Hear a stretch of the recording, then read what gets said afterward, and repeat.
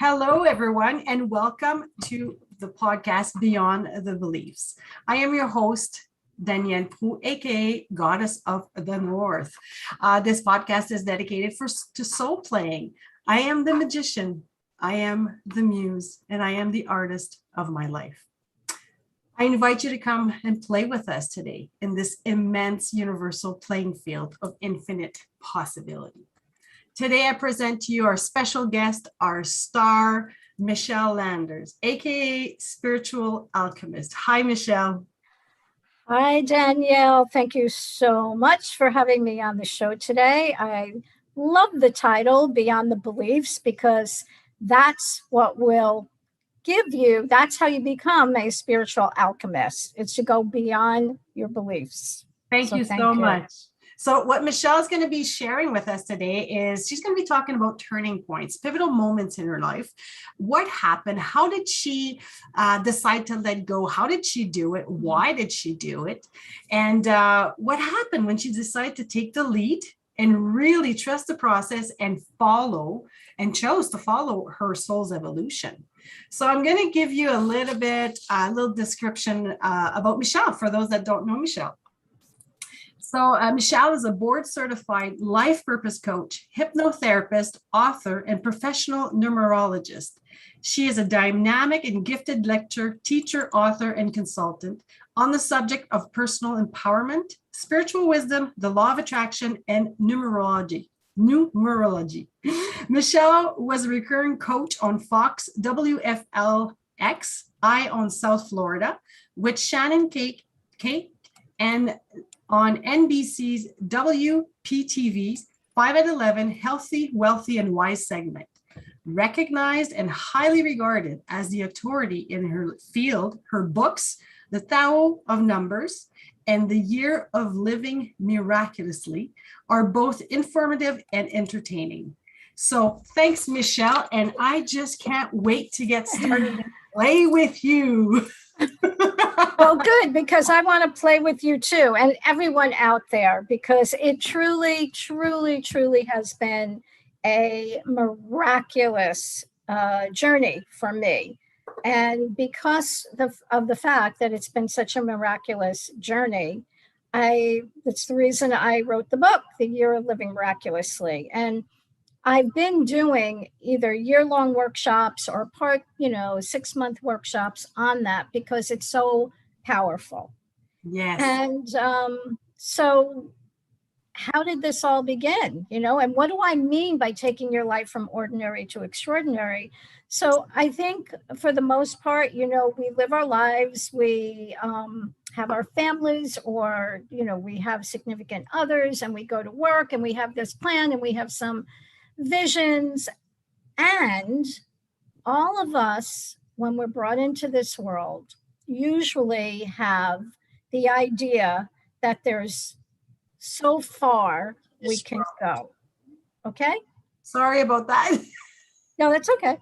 So there's only so far we can go. And so for some people, we're born and we have like this box. And for some people, the box is maybe this big. For some people, the box is way big.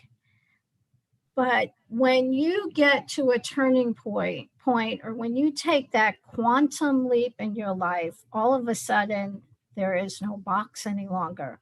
And most people don't subscribe to that. They may have the idea that, I was brought up to believe that, I can be anything. But even those people sometimes have certain restrictions in their mind of, either roadblocks or certain beliefs that will stop them at a certain point. And so I realized early on that there must be something more, there must be something different. I was always questioning from the time I was little. I went to a parochial school. And there are some people who had delightful experiences going to parochial school. And mine was a mixed bag because I had a lot of questions from the time I was really young. And I found myself in Mother Superior's office a couple of times. And that's not a place you really wanted to go, because when I grew up, if going to Mother Superior's office could mean that your butt was met by the end of a ruler, believe it or not. I mean, it wasn't all out abuse, but it certainly was a little abusive. Yeah. And I always had questions. And when I had questions, it was, I was looked at as if, okay, Michele, this is the way it is. There is only one God, and he resides in the Catholic Church. So there's no reason for you to look any further. And some of your questions are blasphemous because I didn't know. I wanted to know, where was God? And to backtrack just a little bit, even though I grew up in a really looking good family, everything. And when I say looking good, it looked from the outside like everything was great. Father had his own business. I had an older brother. My mother was a homemaker. She was always dressed impeccably. She always had great meals. So, looks like it's great. But but many times in the looking good family, there's an elephant in the living room that nobody wants to acknowledge. And in our house, it was alcoholism. And so there were times where things were really, really, really crazy and traumatic. And I didn't have anybody to turn to. And my thought, even as a young child, was, where's God? Where is God? And then, because I always kind of looked at things differently, I thought, well, maybe he's hanging out with the chosen people in the temple, with the Jews in the temple. I don't know. And this is why I had so many questions. So, I had two very, very significant relationships in my life that were the turning points for me. One was my mother, who was the alcoholic. And I guess I need to explain something, though. I mean, she wasn't like this falling down drunk type of person. I mean, she took care of the house, she took care of us, but emotionally, it was a vacuum. There was nothing. Emotionally, there was no one for me to connect to. My father was in politics and in business, so he was physically absent, even though he was a little bit more emotional. So I went out into the world with a lot of skewed perceptions on how things worked. Now, a lot of my questioning kind of went underground when I got into high school and I discovered boys. So that was, wait a minute. It's like, like a cat with a new little trinket or something. I was distracted. Oh, I'll think about that later, because right now, hormones raging. And so boys became, and school, I have to tell you, I love school. I was always interested, especially in English, interesting enough. But that relationship also, because this was the person that I met in high school, was the person that I married. So I went out into the world again with very, very skewed perceptions and into a relationship. And guess what? That boy, that man that I married, turned out to be an alcoholic. So now I started thinking, what's going on here?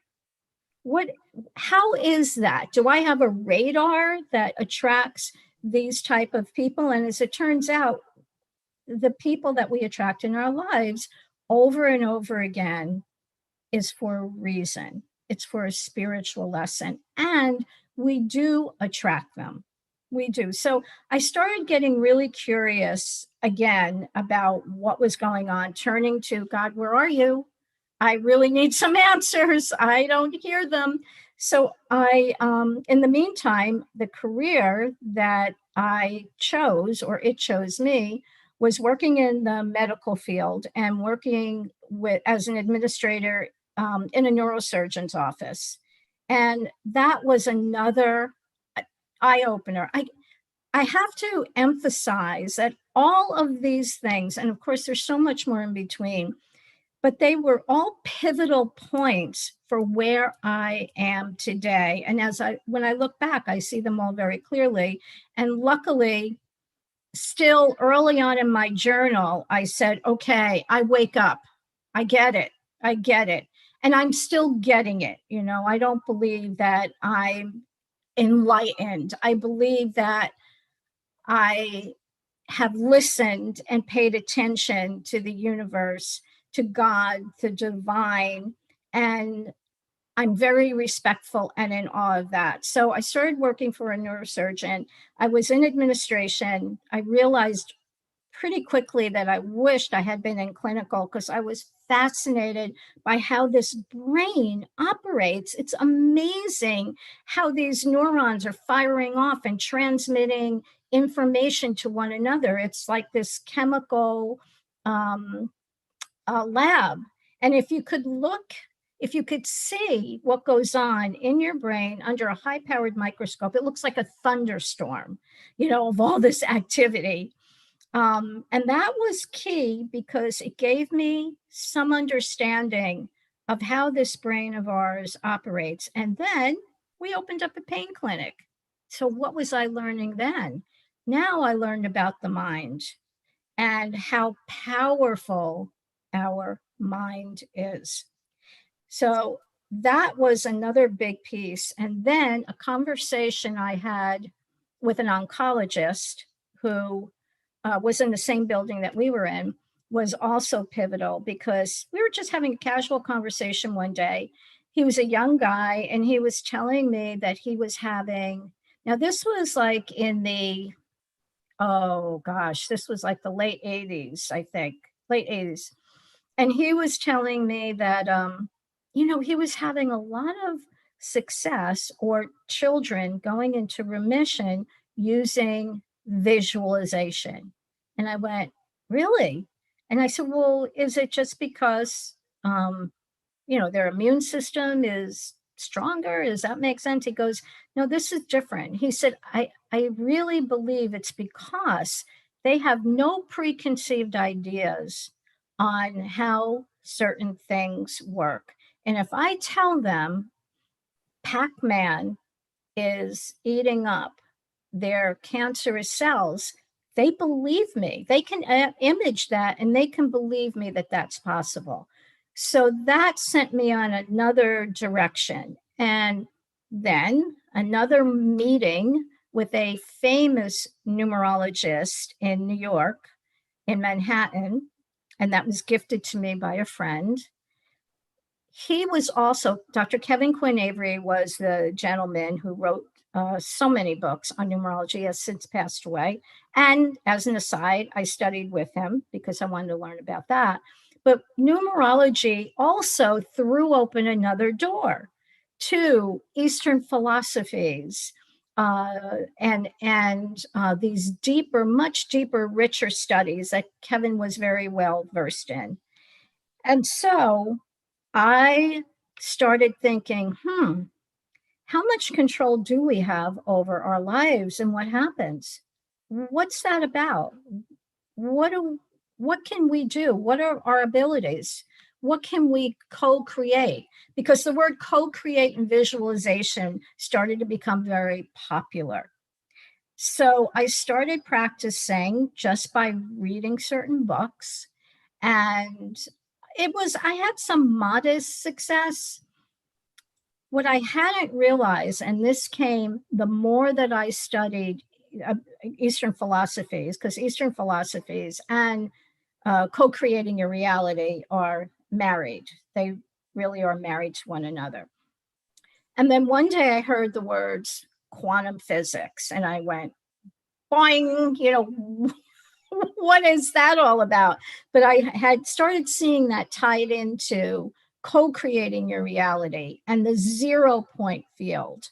And I became absolutely fascinated. So the first thing I did, I went to the library and I got a book out for kids entitled The Cartoon Guide to Quantum Physics, because I knew I wasn't a quantum physicist or a physicist or a scientist for that matter. And maybe I could just glean some information. So I could understand a tiny bit, but of course I realized that it was way beyond my comprehension. But I did know, Danielle, intuitively, there was a connection between the quantum field and our co-creating our reality. So that's when, well, I'm not sure which direction I should go in now, because I should, I guess, include a couple of the miracle stories that I had in my life. And one of them, okay, here's the first big one. So because I was in this relationship with an alcoholic, we were married for 9 years and then we divorced. But we did get back together again. During that time that we were divorced, I was very, very heavy into all of these studies, the co-creative field, quantum physics, psychology. I started taking courses in psychology. I was going to become an addictions counselor. And then I realized, no, I don't really. I dealt with that my whole life. Why do you want to keep dealing with that? And that's why I, changed over to this, life coaching field.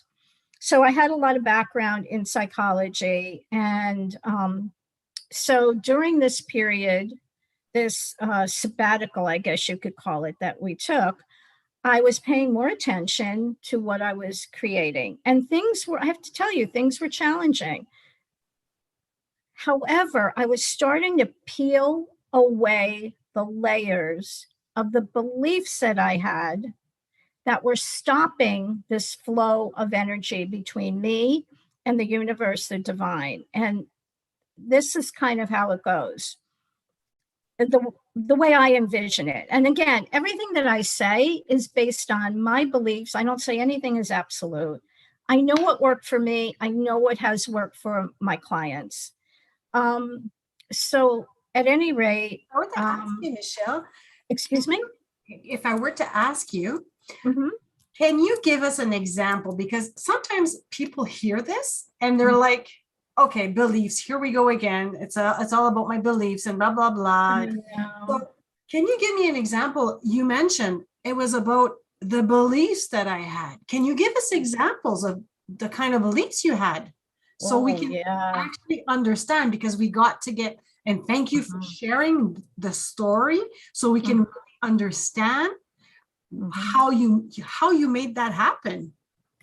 The beliefs that I had, and let me just explain about beliefs and how they start or stop bringing what you want into your reality. So the positive beliefs that we have are, about ourselves, and we all are brought up with different beliefs. Some aren't so good. It's not like they're all bad, some are not so good, some are good. So we have this, what I believe is this pipeline to the divine, where we communicate and send messages back and forth. This is what I would like. Okay, the universe is always happy to comply. However, if you have beliefs of being unworthy, or you walk around all the time with an attitude of, oh, this is never going to work, or you walk around, and if you're an awfulizer, it's like, if you walk around thinking how awful things are, or if you're sad, or if you're grief ridden, or if you're shameful, or if you're angry, if you're guilty, all of those beliefs and feelings, they're like plaque.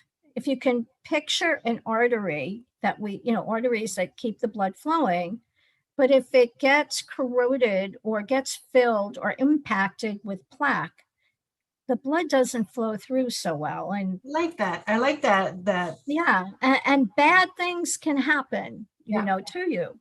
So my vision was that all of those beliefs, those negative beliefs that I had, which were, I'm not good enough.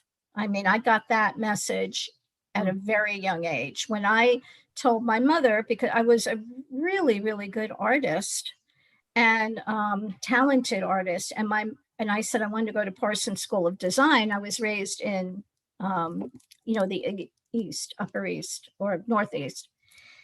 And my mother said to me, yeah, no, you're not going to Parsons School of Design. I go, why not? And she said, because you'll go to college and you'll marry a nice Jewish boy. Now, we're Italian, okay? But her image was that I should marry a nice Jewish boy, which is really funny because my daughter, who is Italian, married a nice Jewish boy. So I don't know. My daughter got the message, I guess. So she said, that's what you'll do. Well, I was crushed. Not that I didn't want to go to college, that wasn't it, but I certainly wanted to pursue my career, or what I thought would be my career. I loved art. I loved creating things, which I do today.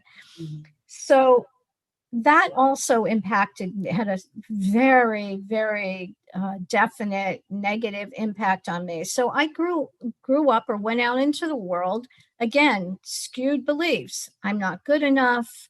Somebody has to take care of me. I was told one day that I was ugly, and that really, I thought, why would a parent, I was young and I was thinking, why would a parent say that to a child, So those are the beliefs that I had to unhook from.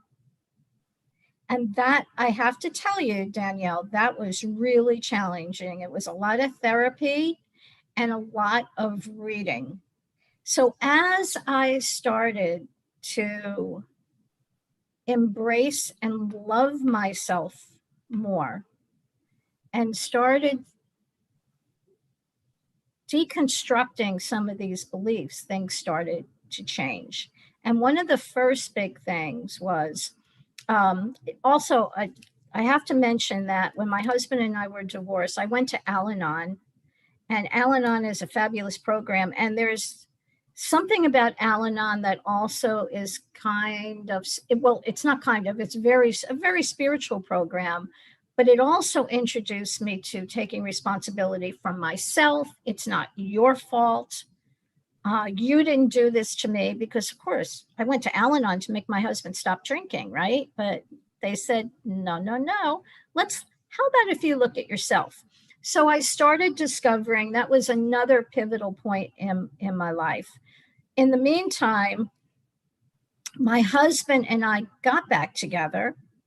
And while we were divorced, as I started doing more creative visualization, peeling away the layers, I was going through magazines after magazines, looking at houses, because at that time I lived in a garden apartment with the 2 kids. And I said, no, I really want to move into a house.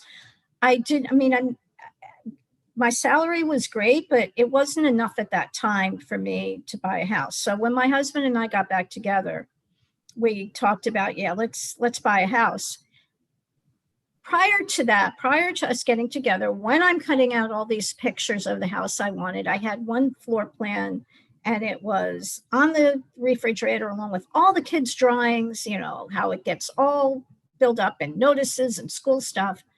So when we got back together, we were getting ready to leave. We found a house. We were packing everything up, and we're taking the stuff off the refrigerator. And it was like in a movie, without a word of lie, this paper just floats down. And my husband picked it up. He goes, what's this?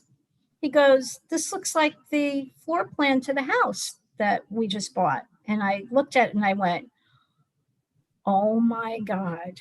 It was almost to this day, it's weathered. I wrapped it in, I didn't seal it, which I really should have, but I wrapped it in a lot of tape. I taped it, clear tape, because that was the first reminder to me of the power of all the houses that we could possibly have bought. And trust me when I say, it wasn't like I said, this is the house that, we have to buy. I had really forgotten it, but I had looked at it for so long, and it was there, that it was out in the universe. And we started looking at houses, and we both decided, yeah, this was really nice. And that was the floor plan. So how many like months, weeks? Oh, okay. How long was it on the fridge? That was years. Okay. That was probably 6 years, 7 years. And that's why you kind of forgot about it. And how did that house make you feel?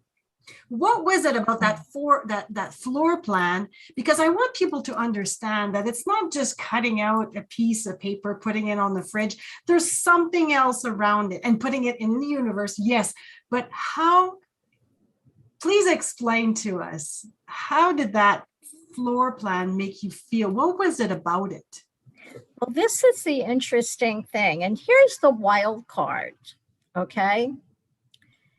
Because I also believe, I don't want to get too wacky today. You can't get wacky on this podcast. Okay. So I believe in parallel universes, and I know that's over the edge, but geez, I would love to be around in the next 100 years, because I think that, so much more is being discovered. I believe in parallel universes. I also believe, this is really true, there is no past, present, and future. It's kind of all now, all just happening. So there's no past, there's no future. So time is this weird construct, right? So two things, there's two possibilities with that picture. One was, there was something about it, and I couldn't tell you exactly what it was, but I can tell you that I probably looked at hundreds of pictures and floor plans. That resonated to me. So either, it was the fact that picture so resonated to me, and I sent it out in the universe. But here's the other thing. Maybe I was just getting a peek of the future. So those two things, think about that. So what we create, since it's all there anyway, is it already just out there and waiting for us to pull it in? Or as we go, are we co-creating it? Now that's kind of a mind boggler. So love it. I love it. Leave that there for now. Yes, we can. Definitely. Because I do believe that we can actually play with all this energy. Yes, we can. So here's another big miracle. I've had a lot of miracles, pulling producers into my life, focusing on it, thinking about it. They came. Creating, there's no reason for me to have been, I'm not a big star, right? So there would be well, maybe I am in somebody's universe, right? Who knows? But there is no reason for me to be on the TV shows that I was on, because I didn't do a lot of marketing. I didn't pay but through an interesting series of events, which it is really too long for me to go into now. We'll use up the rest of the hour.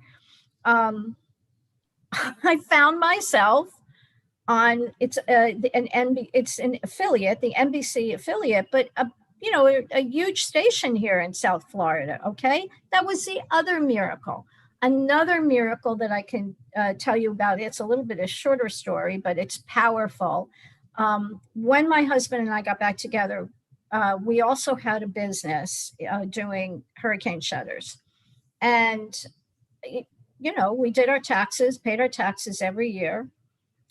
Our accountant was an alcoholic, big surprise. Okay. So one year, it was right after we had just sold the business. So we had a sizable down payment. And so we had to file our taxes. We got an extension, but I paid what my accountant told me to pay, before it was finalized.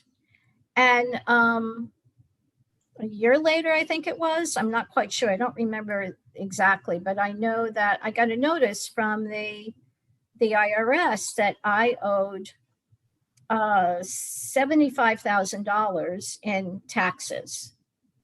And, first of all, after I got up off the floor, I picked up the phone, and my accountant said, that's impossible.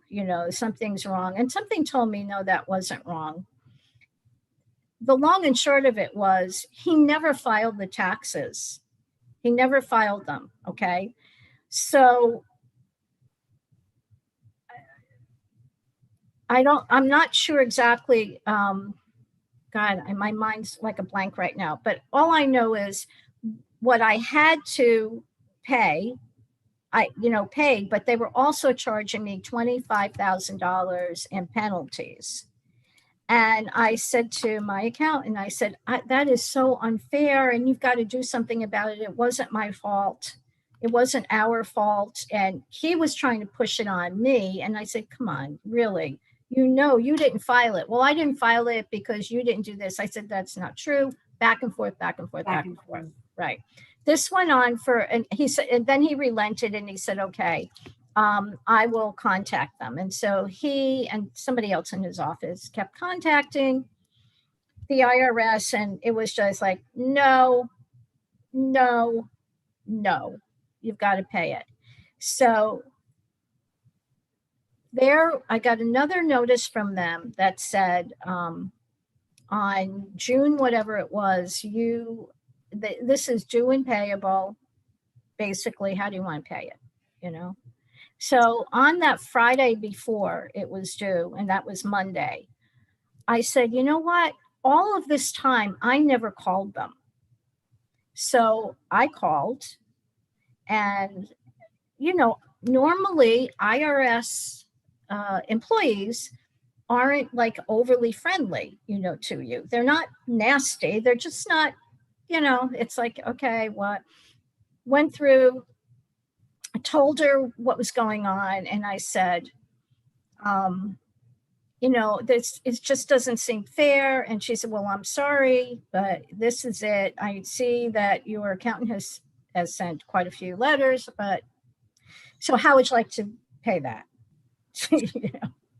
By credit card, or do you want to make payments? And of course, the IRS, like a loan shark, Did I say that? I hope nobody's working for the IRS is listening to that. But they're doing their job. They're doing their job. They're doing their job. They are.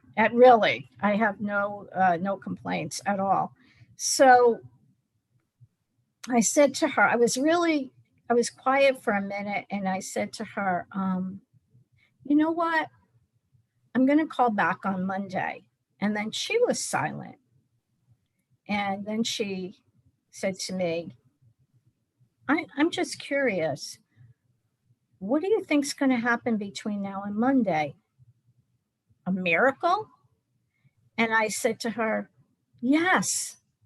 I said, honestly, that's exactly what I think. There's going to be a miracle between now and Monday. And she, right hand to God, I have to say that because this is not a made up story. Swear on the lives of my children, my grandchildren. She came back and said to me, after like a few seconds, she said, you believe in miracles? I said, absolutely, I believe in miracles. She said, I do too. She said, and it brings tears to my eyes. Yeah. She said, tell me exactly what happened. And in that instant, I knew that the universe was there, that my guides, my angels, I knew they were there. She said, again. It was amazing. And I have written proof of all this, from the IRS and everything. So she said, tell me what happened. And I told her the story. And she said to me, okay. She said, this is what I want you to do. Everything that you just told me, I want you to put it in a letter form. She said, have you ever communicated with anybody at the IRS? Yourself, not your accountant, yourself. And I said, no, I haven't. She said, okay, this is what I want you to do. Put it in written form. This is the address you send it to. And she said, you know what, honey? If you can believe in miracles, I can believe in a miracle for you. Now, you know what happened, right? Okay. They not erased, what's the word I'm looking for? They eradicated whatever, all but $2,000 of that $25,000. And this is the other thing I did. If anybody's listening, I took that file that I had, because I had a pretty thick file of this situation, and I pasted angel pictures on it. I put a note to Babaji and Jesus and everyone that I could think of that, I resonated to. And I said, I know this is outside the realm of physical reality. I know this is a crossover, but I have faith and belief that you will take care of this. And I slept with the folder. So there's some other tips when you want something, sleep with it. And 6 weeks later, voila. Wow. And I have other stories, which, I'm not going to go into now, but so all of that, in the meantime, I'm doing, I'm meeting with clients, I'm doing workshops.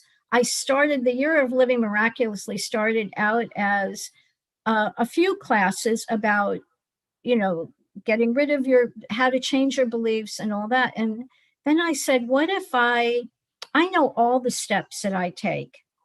And what if I take those steps and put it into, like a workbook? And the first workbook was kind of, a little bit rougher.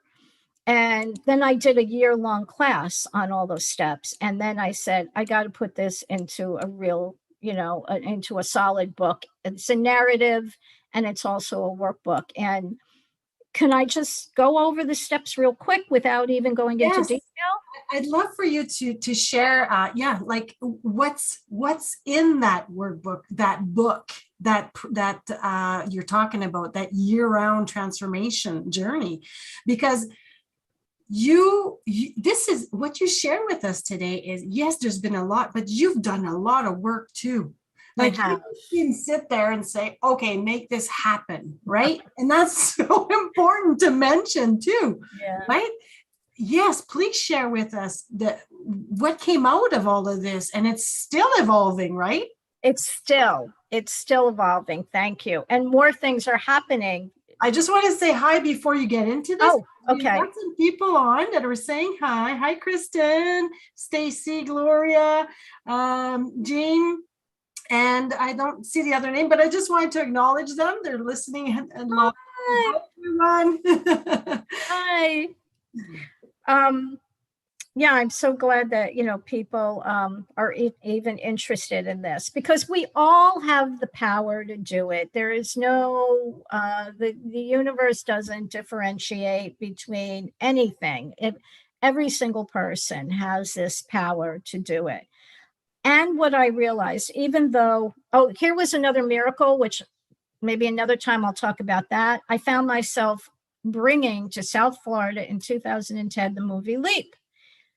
I was not an event planner. I never did anything like it, but it just exploded. And that was, okay, there is something significant I'll have to share about that. So at one of the showings, if anybody knows the astronaut, Dr. Edgar Mitchell, he was, I think, the sixth man to walk on the moon.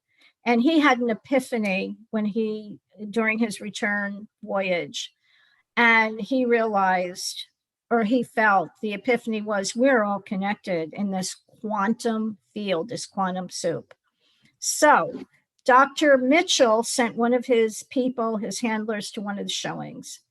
And because he heard about the movie, his handler or person, whatever, watched the movie and then approached Chad Cameron, who was the co-creator of the movie, and said, Dr. Mitchell would like to meet with you. And I was like, whoa. And I tugged at Chad and I said, you know, I'm going to be at that luncheon, right? And he said, no, Michelle, of course. And the handler said, no, of course. So I went to the luncheon, and it's a bigger story, but I wanted to condense it. We went to lunch. It was a great conversation. A lot of it way over my head, because Chad was a scientist. But at one point, I said to Dr. Mitchell, I said, I just have really one burning question. And he said, what is it? And I said, things like psychic phenomena or phenomena, period, miracles, numerology, astrology, psychic readings from somebody who's authentic, all of those phenomena.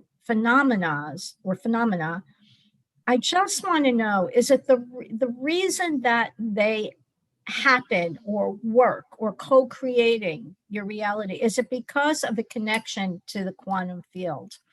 When you connect to the quantum field? And he said, yes, absolutely.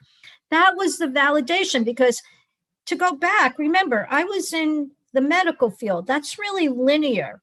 And I have these two parts of my brain. One is very linear, practical, logical. This is what you do. And the other one is, I'm an Aquarian with a Scorpio rising and a Capricorn moon. I mean, that's crazy. That's crazy. So they're always like, you can't do that. Oh, I can do anything. So he validated for me that I felt much more comfortable going out in the world and presenting these ideas without thinking I am really just nuts. So what I realized, and then The Secret, there was a movie, The Secret, and which in many ways was great, but it focused mainly on material things. And in my world, there's so many other things you want to bring into your life, you want to co-create. So The Secret was basically ask, believe, receive. And there's so much more to it, It's acknowledging, okay, I'll tell you the 11 keys. Okay. The first one, there's 3 core principles in my world. 1, you're perfect. Okay. The most enlightened prayer in the world isn't, dear God, send me something wonderful. It's, dear God, help me realize I am someone wonderful. And that was by Marianne Williamson, that quote. So it's beautiful. We are all perfect. And people say, what do you mean we're all perfect? Look at this guy. Look at that girl. Look at this. They're so, okay, I'm talking about spirit. Your pure spirit is perfect. And that's within all of us. Personalities, not so much all the time, but that perfect spirit is there. Number 2, we're all co-creators. The same energy or higher power that created this universe exists within all of us. The universe is abundant. The universe conspires for us, not against us. I'm sorry that it's distributed the way it is at times, things, but nonetheless, the universe is abundant. Okay, so the action steps that go along with these principles are, I believe the number 1 key is to learn how to meditate, because meditation will absolutely open your heart and your mind and your spirit to receive information, what you need to do next to calm your mind. Meditation is one of the best ways to hook up into the quantum field, okay? Become an interior and exterior archaeologist. If you always do what you've always done, you know the answer to that, right? So you have to go on an internal expedition into your conscious and your subconscious. What's floating around in there? And there's a lot, let me tell you. And that's why it's so crucial in my coaching practice as well, because that's what I like to do, with clients. That's how you discover, as psychologists do as well. Learn to love yourself. That's another really important step, especially if you're a survivor of abuse or neglect. Then learn how to forgive, learn how to accept things as they are. If you can change it, change it. If you can't change it, worry is so useless. You can't worry yourself healthy. I can't worry somebody else healthy. There's not enough worry in the world that's going to take a situation and change it from bad to good. If anything, it adds more negative energy. So learn to accept. That's a tough one, I know, and that's why it's also part of the workbook. And have gratitude. Gratitude is one of the best virtues, I think, that are there. And, you know, if you have your limbs and your sight and your hearing, you're so blessed. And if you don't, what do you have that you can be grateful for? Another big one, practice non-judgment and non-attachment. Gosh, I mean, all of these things I've learned through my own clearing. And do I do it all perfectly? No, of course not. But I know the stuff works, and I'm aware of when I'm judging something. And when I'm judging it, I have to ask myself, what is it about me that I'm seeing in them? And so people say, well, wait a minute. You know, sometimes I have opinions about this or that. Opinions, everybody has our opinions. It's when you are so attached to some judgment about somebody that it brings up hate, and you are so angry about it. That situation may be horrible, but there is also something in you that it's triggering. So I'm sorry, that's unequivocal. It's worked in my life. So practice non-judgment, non-attachment. Then after that, that's when the more you let go, now you're really ready to start visualizing and affirming. And that's a whole nother, not just a whole nother chapter, but pay attention to the things that really either take your breath away, or you look at it like when I do visualization workshops, vision board. If you're going through a magazine or you're doing it online and picking out pictures, pay attention to what makes you go, wow. It could be a flower. It could, whatever it is, cut that out, cut that picture out, because it has meaning for you. I do believe in affirmations, but not by themselves. You can affirm till the cows come home. But if you have all this other stuff that's clogging up your pipeline, it's just not going to work very well. And then power up. Now, when I say power up, I am such an advocate for having a place in your home that is just dedicated to meditation, to visualizing, to affirming. You have whatever icons you want, or stones, or candles, or sage, or herbs. I get chills thinking about it, because you imprint. You know, we have an imprint wherever we go, wherever we're going. So when you take that area and use it as your altar or your intention space, you are imprinting that energy over and over again. So that's the 8 steps, and that's the 3 core principles that I practice and a lot of my clients do to bring about real miracles. Thank you so much for sharing. You know what I like what you did? You're talking authentically. This is true. This is your reality. This is your life. This is your journey. But through that, you've met amazing people and you've experienced. So I know that you went through the steps, but to put it in steps, I could really see myself. Wow, it's a journey. It's not something I'm going to do in a weekend. It's not something I'm going to do in 2 months. It's probably within the next year or so. Yes, there's going to be some transformation that are going to go fast, right? Yeah. But like you were saying, peeling, once you peel, there might be something else popping up. Well, we're going to work with that now. So thank you for making it tangible, making it real also, and making it like it's not, oh, it's so easy. You just do this and you just do that. No. There is some work. You got to do the work, but I'm there to support you. And I know what I'm talking about. That's the message I'm getting. So thank you so much. Thank you. Thank you. And I think it would be a wonderful idea, right? If perhaps we put this into a form, perhaps that we could present to listeners or viewers or whatever, because it does work, Danielle, without a doubt. And the other thing I want to mention, like, sometimes people, they say, well, start with visualizing a cup of coffee. And Yeah. And then people find that easier. That's what's so interesting. But I want to tell you, and I'm all for that. Picture that somebody says, hey, let's go for a cup of coffee, or buys you.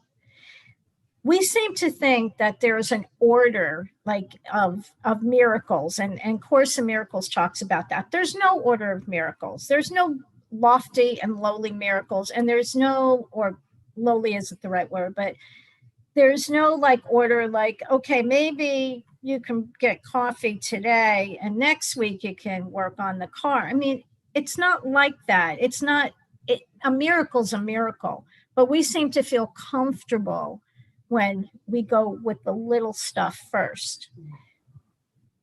But it does take practice. And there's, sometimes people say, well, what makes yours different? I think there's plenty of beautiful people out there providing beautiful ways of learning how to manifest. This just worked for me and a lot of other people, so that's why I present it. And I'm passionate about it because I've gone through all the steps and I've experienced the miracles. So I feel confident in, and then Dr. Edgar Mitchell gave me that go girl. So that was Don't fine. be shy anymore. Just go and do what you're supposed to be doing. And that's what you're doing today. Again, you've been on different platforms and talking about your experience, talking about what you do. But really today I got to meet Michele, the human being, but the spiritual Michele also, and the professional Michele, because we all have parts, right? We're all in different parts in our lives. Yes. That's the beauty of it, where we can sit down and gather all these little parts, and this is what makes the whole. So thank you so much for being you and showing up and just talking about, this is what it happened. This is how it happened for me. And if you can inspire somebody else or help somebody else reach out. So the best way to reach out to you would be by Facebook, I did some links underneath the video, but please share what's the best way if they really want to connect and know more. Go to my webpage, which is Michele with one L, MicheleLanders.com. and check it out and schedule a 15 to 20. It's never 15 minutes. I have to tell you, they're free, but 15 minutes goes by like that. So It's usually longer. So schedule a free session with me. And if you want to know more or you're curious, and, we can just chat about anything, about, numerology, about, this, living miraculously, anything that you want, if you're just curious. And curiosity did not kill the cat, right? It didn't. That's good. Have a curious mind. And there was one more thing that I wanted to say and I forgot, and I know we have to. Well, I don't want to forget before we say bye, but I really want you to talk about, because all of this too came out a book. Yeah. Came out an amazing book that I'm reading actually right now, and I'm enjoying every moment of it. I'm so happy that you are. I am. So please share, what is the book about? Well, it is a narrative. It's a personal narrative about some of the things that I shared with everyone today about my life. And it's just in more detail about what I went through, the situations that I was involved in, what changed for me. And then it's a workbook. Mm-hmm. So each one of the steps have exercises and then questions, hopefully thought-provoking questions at the end. And then at the very end, it's also a monthly journal, an opportunity to journal monthly. And then I go into a lot more detail, a lot more about the powering up step and how important that is. And also about space storms. It goes into a lot more detail, like you want to meditate, also have water around, So you really give a lot of tips. I give a lot of tips. Right. And I want to share. So the title again is The Year of Living Miraculously, and you can get it on Amazon. Isn't it what we talked about today? Also, it's all related, right? That's what you're offering the world here right now. Yeah. And oh, I know what I wanted to say. Yeah, go ahead. Sorry. I want people to know you don't have to go searching for a guru. You know, once I had somebody say to me, oh my, Michele, you're my guru. And I said, you know, that is a nice thing for you to say. And I appreciate it. I'm not going to not take that in, and thank you, but I'm not your guru. You're your own guru. Everybody is their own guru. We meet teachers along the way. I'm a teacher and a student all the time. You're a teacher and a student. Everybody, whether they realize it or not, is always teaching and learning. We're all in the same boat. Thank you. Thank you. And I think you got your calling in the back saying, I do. I had to lock the door so she doesn't come in the office, right? Because she would have been in here jumping on stuff. That's so cute. Well, we're gonna say bye for now, but I want to say thank you so much. And Michele and I are gonna probably be popping up somewhere, somehow. We don't know when. It's gonna be a surprise that we're kind of working together on something. So we'll let you know as it's unfolding.